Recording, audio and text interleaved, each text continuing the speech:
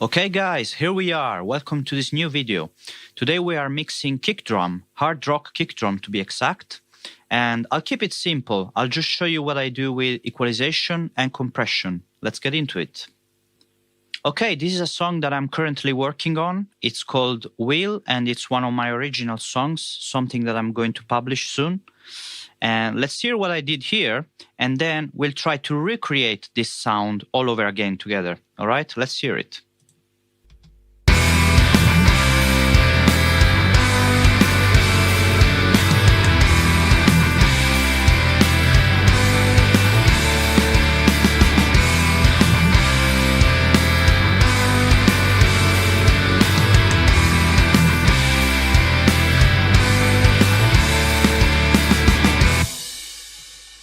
Okay, I'm not too happy with the snare, to be honest, but the kick, I like it. Let's try to recreate it all over again.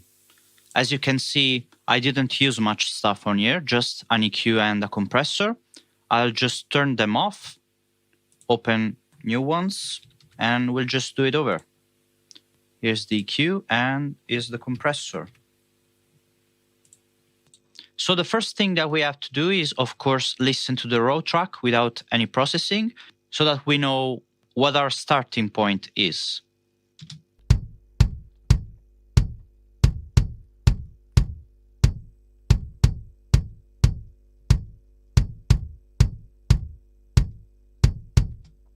As you can hear, we don't have any problems with dynamics. It's a sample kick, so the dynamics are not going to be a problem. But we definitely have some work to do with the EQ. So when you're working with a kick drum, usually you're going to have to clean up the mids, because I'll let you hear it.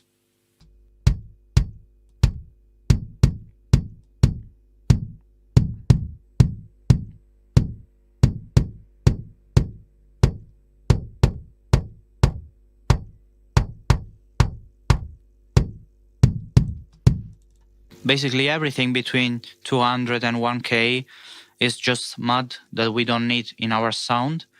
So you can start by cleaning up the mids if you want. It's not a rule. You can also do the opposite. You can either start by boosting the frequencies that you like, or you can start by subtracting the ones that you don't like. I usually start by cleaning up the mids. So let's try and clean up these low mids, for example.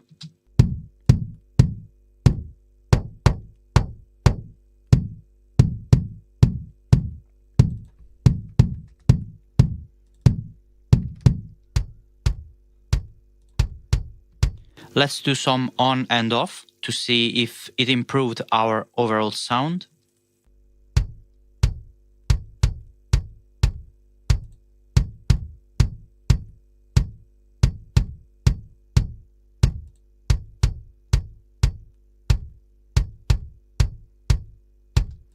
I like it, so I'll leave it like that. And since we are working in this low frequency area at this point, I would like to boost the lows a little bit to give it some more definition. Usually I like to use 50 Hz for this genre.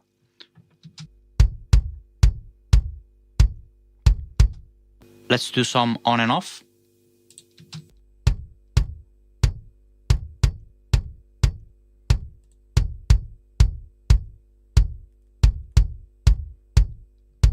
I like it. And to finish the job, since we are working with the lows, I like to give it a very slight cut down here at around 20. I don't feel like keeping any of that, at least for this kind of song. I want the low end to be a little bit more tight, so I'll just cut everything below 20 Hz. What do we do from here? Let's listen and see if we can spot any other issues.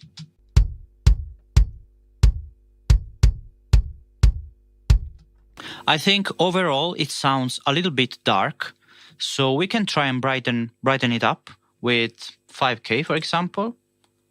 When I'm boosting, I like to use very wide bells, and when I'm cutting, usually I'm using narrow bells.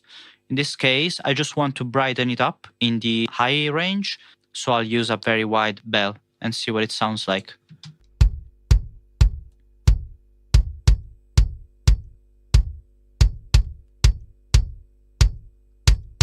Okay, here it's too much. Let's do a little bit less of this.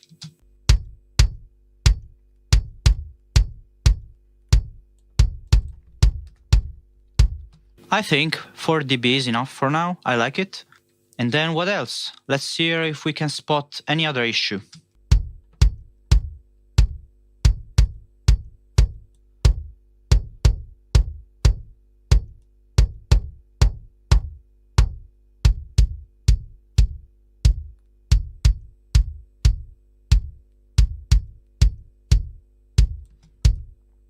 See how nice it sounds when I clean up between 500 and 1K? As you could hear, it really cleaned up the overall sound. Let's hear it again.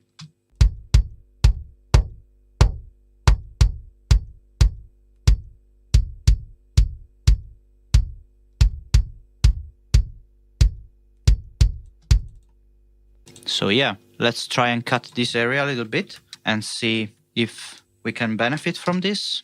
Let's do some on and off, as always.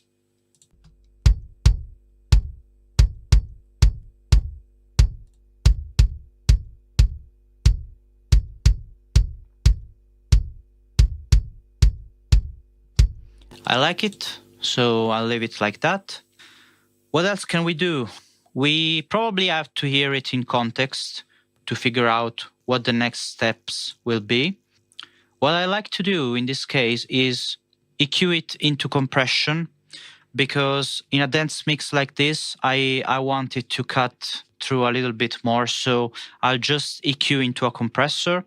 I like the sound of it.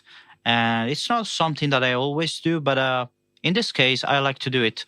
As we said earlier, we don't have any problems with dynamics here because it's a sample, but compression is still going to give us some snap. So we are going to use it as a shaping tool, as a sound shaping tool, not really to control dynamics. We're just going to get more snap out of the kick drum. Let's hear it.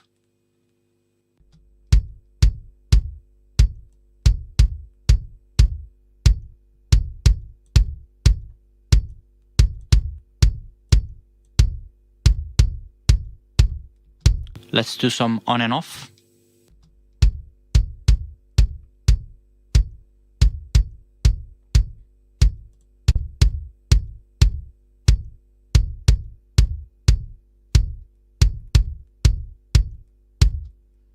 As you could hear, we get a lot more snap out of our kick drum, so that's why I'm going to compress it, even though it doesn't have any problems with dynamics. Let's hear it in context and see what next step we should take.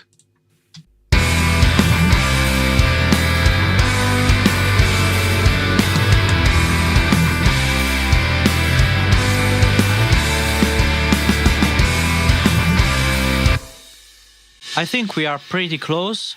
Maybe we can give it some more low end. Let's hear it again.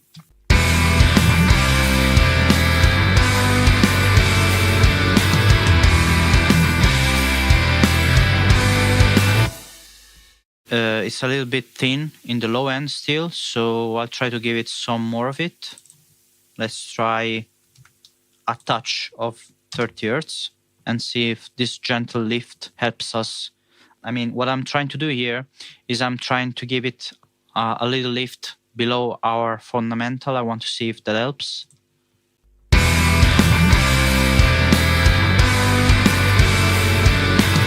I think this rounded our low end nicely, so I'll leave it like that. And let's see.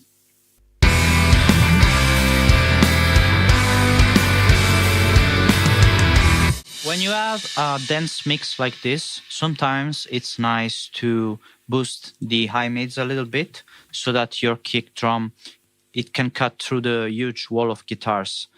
When you're boosting the high mids, it's usually more transparent than the high end. That's why I'm not doing it with the 5K belt that we have here. I'm doing it with the high mids because it's a little bit more transparent for my taste. I don't want to end up with a very metallic sounding kick drum. So I'll try the high mids and see if it sounds nice. I'll let you hear it by itself.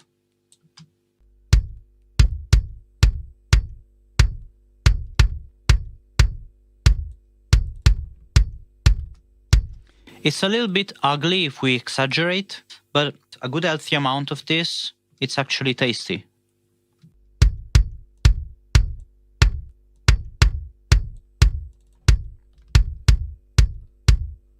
And this is going to help our kick drum cut through the guitars in a more transparent way.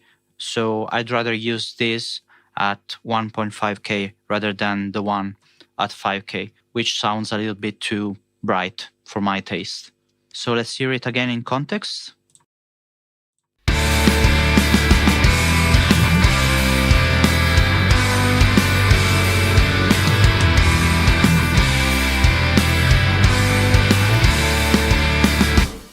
Okay, I can be happy with that.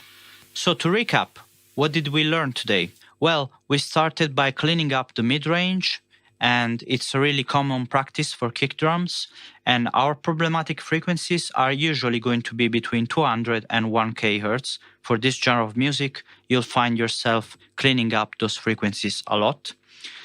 We boosted the low end quite a bit. Usually for this genre of music, I like 40 to 60 Hz. And I usually don't keep anything below 20 Hz. I don't feel like it's necessary for this genre of music. I want my low end to be a little bit tighter, so I'll just cut those low lows. We gave it a boost in the high end to brighten it up. I like 5K as a frequency. Some people go even higher. It depends on your taste and genre. I like to brighten up my kicks at 5K with a very wide bell. Then, as we said, as a final touch, we can check if we have enough low lows at about 30 Hz. In this case, I boosted 2 dB at 30 because I felt like it rounded up my low end sound a little bit and it felt nice. And as another final touch, we can try and boost the high mids a little bit to see if our kick can cut through the guitars a little bit better and in a more transparent way than it would with a boost at 5K or 8K or whatever, because those high frequencies at 5K and above can sound metallic, a little bit too thin for my taste. I feel like it's a little bit more transparent to give it high mids sometimes and make it cut through the guitars in a more natural way. So this is my approach. If you have your ideas that you want to share, feel free to comment, and I'll see you in the next one. Thank you for sticking around. See you.